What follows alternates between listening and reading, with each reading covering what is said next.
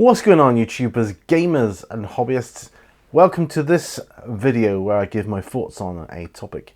And in this video, or the next series of Pete's thoughts on videos, the next few videos I'm going to be doing, I'm going to be concentrating on its types of highlighting that we like to do as miniature painters. Now, for a lot of traditionalists, we like to use layers to give highlights, whether you use that or dry brushing or you like contrast paints, whatever, it doesn't matter.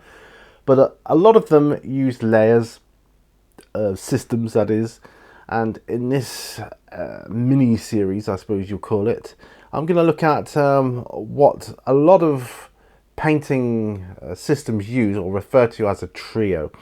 Now, a lot of painting systems are quite complex and you can go way more than just 3 colors. But a lot of them do seem to incorporate 3 main basic colors. You get a darker color, a mid-tone, and then a highlight, a finer highlight for the end result. And of course, you can go further in a lot of painting systems, but whether you're using Foundry or GW or P3 or whatever, or Vallejo, a lot of them do have a trio system, either purposely or not.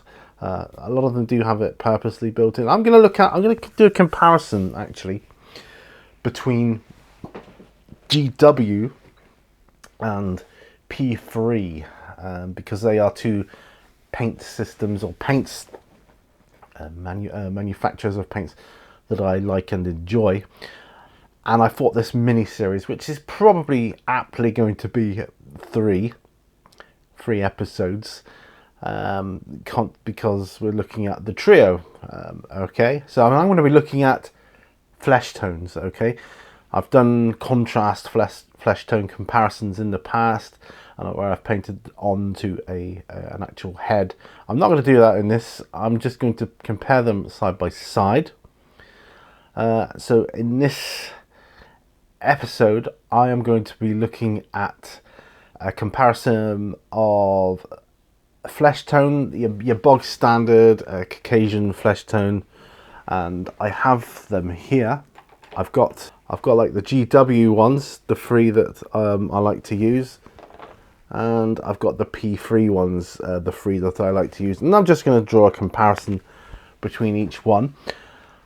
I will use the same piece of paper. It's actually, it's palette paper I'm going to be painting it onto, so you can see yourself the difference or not of colour, and side by side, and we'll just leave it at that. So let's get to the bench.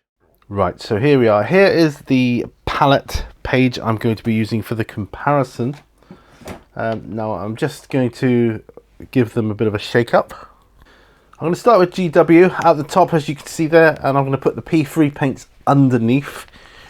And then you can see for yourself. The lighting is quite good here, where you can draw a comparison. Now, first of all, we're going to have a look at the 2 side by side in their pots. We've got the Kazar, I don't know how it's pronounced, the Khardic flesh for P3, and Bugmans glow for GW. I probably should say it the other way around. So Bugman's glow, because that's going to go on first here.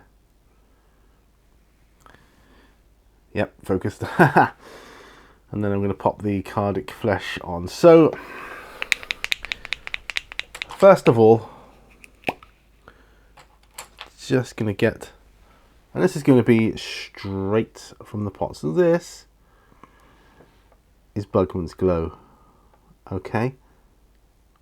So it goes on, and I'm not going to thin these down so you can see what the pigmentation is like from the pot. Okay, now of course this is an artist palette, so if I swish it around too much it will become more see-through. Alright, but as a rule it's quite opaque, goes over black beautifully. Okay, so this is the GW Bugman's glow. Now I'm going to do a comparison side by side with the P3 paint version, the Khardic flesh. Now I'm going to give it a bit of a shake. Now P3 paints are nice. Usually they're nice and actually I don't know what this one's going to be like. All right, but here we go. Khardic flesh, so straight from the pot, as with the Bugmans glow. So popping this down. So already I'm sensing very similar in terms of texture, viscosity and pigmentation. Slightly lighter, I would say, as it's a slightly lighter base colour. All right, but you can see there the two side by side. Not a lot of difference, but there is a difference. You can see that the Bugmans goes. Now let's not forget we'll probably be putting a wash on after the main paint. Washes can be dealt with. I mean, you can see like the viscosity is such that it will not run down without thinning. Obviously it will do if you thin it down. Okay, so that's those there. So that's what they look like. So they're not vastly unsimilar. They're not as similar in actuality as they are in the bottles, I do have to say, but you can see the difference there. You can very much see the difference. So that's the difference between the Bugmans glow and the Khardic flesh. Thanks ever so much for watching me on this episode of Pete's Thoughts On. Join me on the next episode where I'll be going through the mid-tone. Bye for now.